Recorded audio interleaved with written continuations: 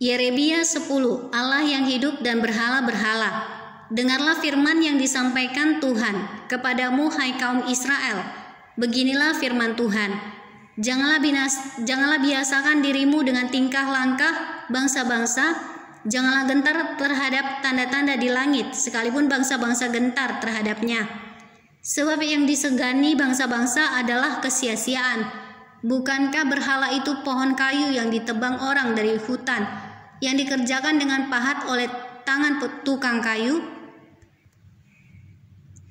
Orang memperindahnya dengan emas dan perak, orang memperkuatnya dengan paku dan palu supaya jangan goyang. Berhala itu sama seperti orang-orang di kebun mentimun tidak dapat berbicara. Orang harus mengangkatnya sebab tidak dapat melangkah. Janganlah takut kepadanya sebab berhala itu tidak dapat berbuat jahat dan berbuat baik pun tidak dapat. Tidak ada yang sama seperti Engkau ya Tuhan, Engkau besar dan namamu besar oleh keperkasaan. Siapakah yang tidak takut kepadamu, ya Raja bangsa-bangsa? Sungguh kepadamulah seharusnya sikap yang demikian. Sebab di antara semua orang bijaksana dari bangsa-bangsa dan di antara raja-raja mereka, tidak ada yang sama seperti Engkau. Berhala itu semuanya bodoh dan dungu. Petunjuk dewa itu sia-sia karena ia hanya kayu belaka. Perak kepingan dibawa dari Tarsis dan emas dari Ufas. Berhala itu buatan tukang dan buatan tangan pandai besi. Pakaiannya dari kain ungu tua dan kain ungu muda. Semuanya buatan orang-orang ahli, tetapi Tuhan adalah Allah yang benar. Dialah Allah yang hidup dan Raja yang kekal. Bumi goncang karena murkanya dan bangsa-bangsa tidak tahan akan geramnya. Beginilah harus kamu katakan kepada mereka, para Allah yang tidak menjadikan langit dan bumi akan lenyap dari bumi dan dari kolong langit ini. Tuhanlah yang menjadikan bumi dengan kekuatannya, yang menegakkan dunia dengan kebijaksanaannya, dan yang membentangkan langit dengan akal budinya.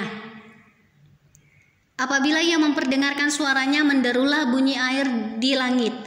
Ia menaikkan kabut awan dari ujung bumi, ia membuat kilat serta dengan hujan, dan mengeluarkan angin dari perbendaharaannya.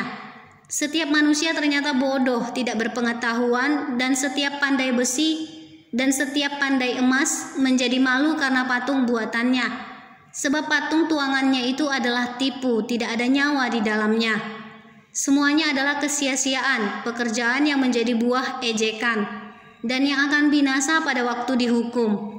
Tidaklah begitu dia yang menjadi bagian Yakub, sebab dialah yang membentuk segala-galanya. Dan Israel adalah suku miliknya, namanya ialah Tuhan semesta alam. Yehuda menjadi sunyi sepi.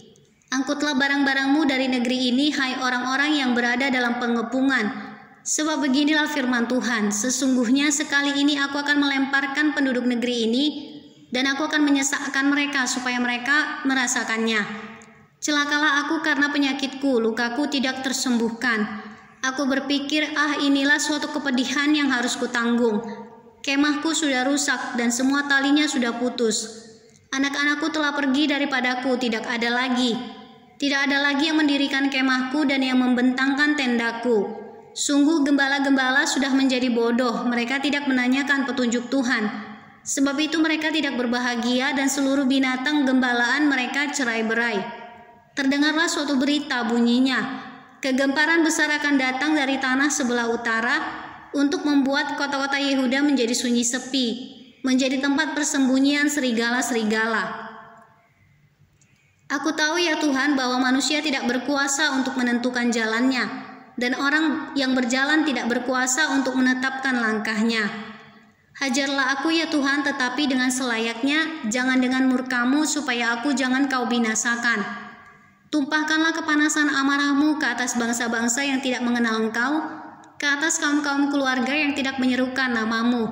Sebab mereka telah memakan Yakub dan menghabisinya, dan membuat tempat kediamannya menjadi puing.